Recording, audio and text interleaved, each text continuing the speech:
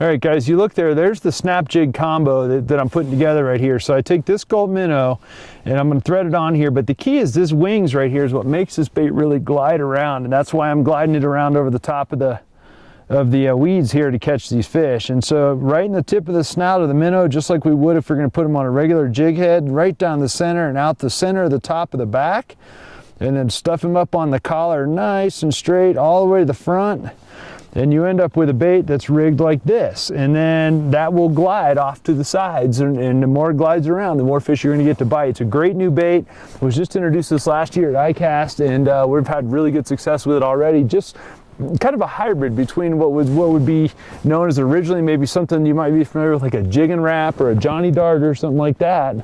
Only now we can put whatever kind of scented soft plastic on there we want, and it works pretty good. He was just on it right there. I could just see him. I don't see where he went. And you watch how that bait glides.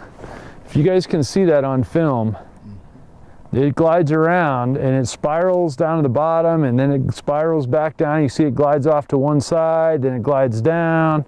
And the more you let that thing glide around like that, the more fish you catch with it. That seems to be the general deal with it on any given day. Just let it glide around and it'll get you bites without a doubt. Making long throws, 6-pound nanofill. Oh, and just doing a quick pop and letting the bait come up, and then slack it and let it glide, and it just takes off to the bottom, and they're all biting it on the glide.